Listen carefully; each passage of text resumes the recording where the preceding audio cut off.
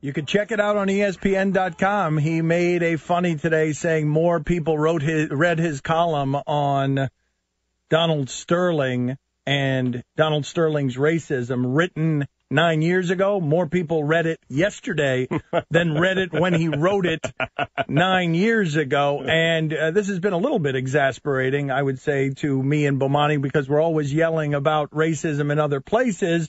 And now everyone else is yelling about it, and we're kind of laughing about it. So let's start here, Bomani. What's the funny in this? Dude, this man can't keep his lady friends under control. We are in this situation because this man's wife resented the fact that he had spent all this money on this particular woman. You decide why this would be the one to make her jump over the ledge on it. And so she sued this woman for $1.8 million. This woman doesn't have $1.8 million.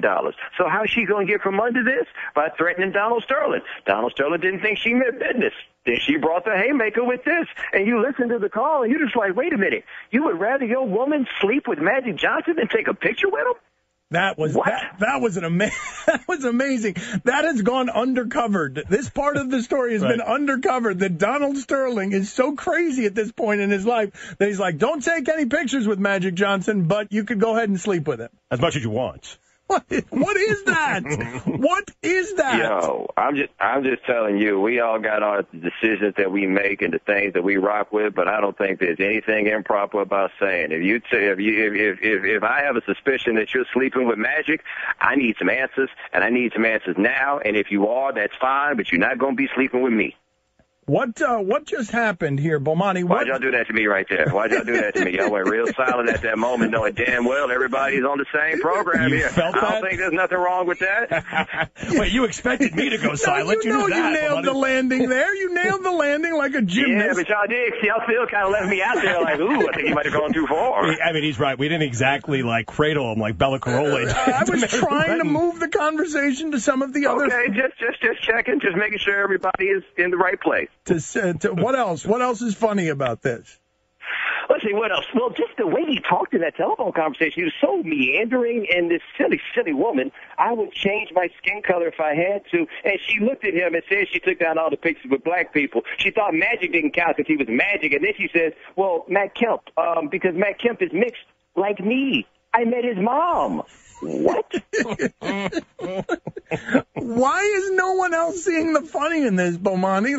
Why? Because this is the only opportunity that a lot of people out here will have where they feel comfortable within their souls and within their psyches to stand against racism. Because it's so easy to do it on this right here, and it's so scandalous. Like you talk about this, the whiff of scandal. It's such a funny story when it comes to it right there. So everybody's like, I can't miss my chance to speak down on racism, because when the next time comes and it's real racism and me and you are actually talking about it and the rest of them are being silent, that's when you get to pop up and be like, but wait, I said something about Donald Sterling. Dan, am I allowed to laugh at any of this? Less so. What would stop you from being able to laugh at this whole idea with Magic? I think we all can laugh at that. I mean, that's crazy. That is the talk of a crazy person. Like, I don't even understand what the seeds of that are.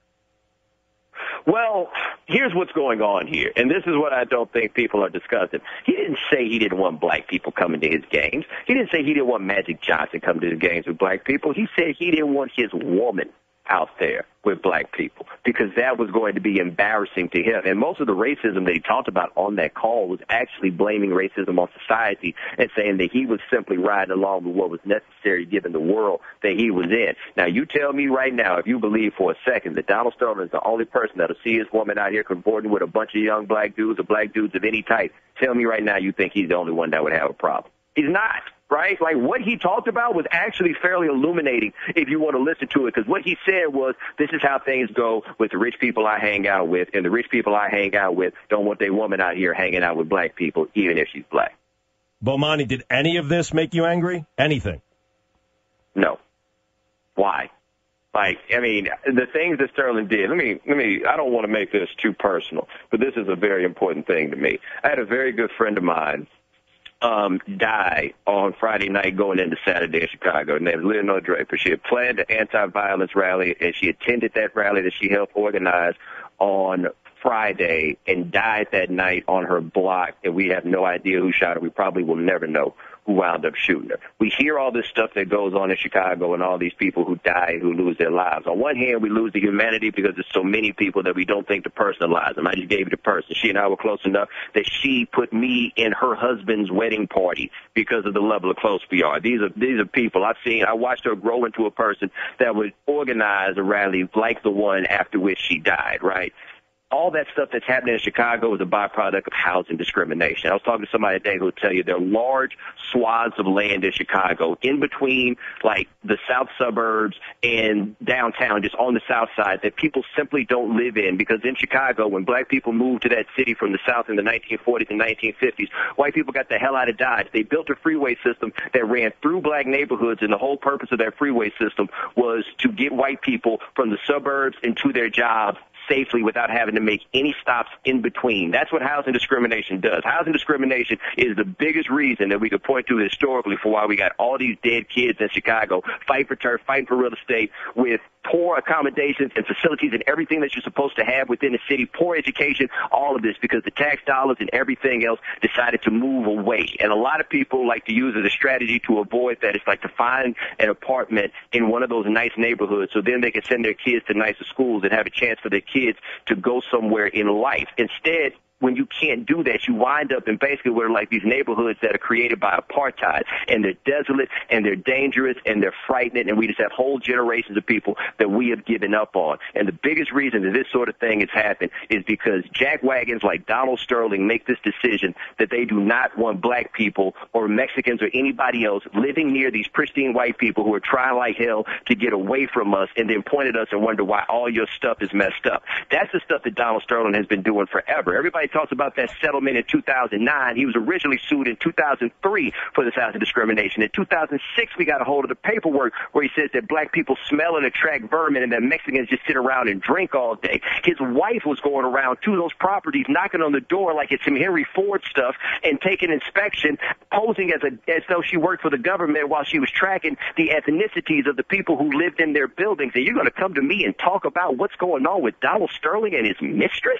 Are you kidding me? That stuff was real. That stuff matters. That stuff literally kills people. And everybody and their mom is so charged up about Donald Sterling.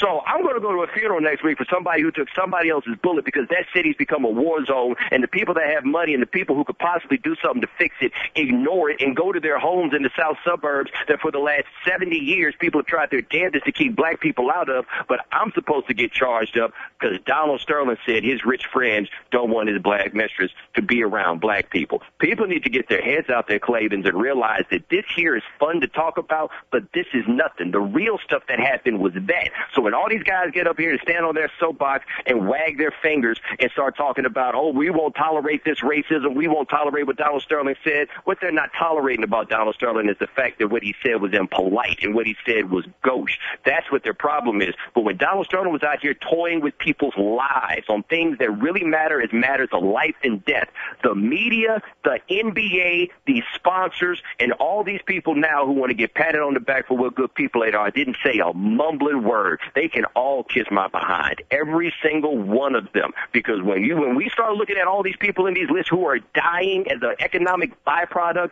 of the people like Donald Sterling, and you now have a problem because, oh my God, he said something that intimated that he doesn't respect his players, I'm calling you out as a fraud.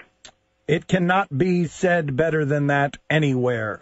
It is also dispiriting. Like it is. There's an element of it that's just totally dispiriting, Bomani, because this is going to be the news cycle and the noise cycle for the next, however long this lasts. And what you just said right there can't creep its way into the news cycle. Well, we got to find a way, though, because the thing that people need to stop doing is people need to stop lying about their levels of concern about race. Look, I can live with the people every day who tell me I talk about race all the time and tell me I scream racism all the time, because they never say anything about when racism screams at me. When racism screams at me, I'm supposed to shut up and take it like a soldier, right? And if that's what you want, hey, I've gotten pretty far in life. Maybe that's the technique you think that I'm supposed to have, right? Maybe that's what it is.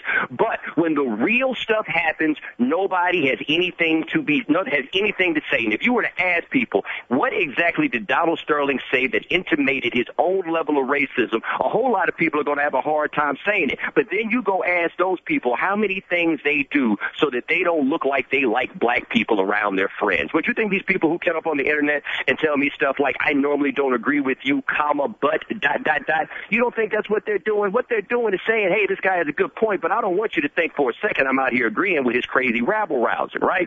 That's what people are doing out here all the time. They talk about this with the NBA, and they keep calling this a black league. This is an American league. So that's why you wind up with a columnist at the L.A. Times who said that if Donald Sterling has a problem with black people, he should go own a hockey team. What, because it's supposed to be okay in hockey? So if you own a team over there, you can be racist and nobody cares about it? No. A whole lot of these people that want to act like they care about racism don't give a good damn about racism. What they care about right now is a chance to jump on an easy punching bag. But when I sit up here and Dan sits up here and other people sit up here and tell you about real things that are happening and try to break it down and make you explain to you and make you understand the things that you might not be able to recognize on your own, that someone with a more trained eye to these things could possibly help you with, you act like I'm inventing stuff. Well, now, 8 years after I wrote a column that even my editors, when I wrote it, admitted that they didn't give it enough play when they put it up there. 8 years after I wrote that, now everybody wants to come around and hail me as having some amazing level of foresight for seeing this coming. I didn't see this coming. I saw this happen. So where the hell was everybody else when it was actually happening?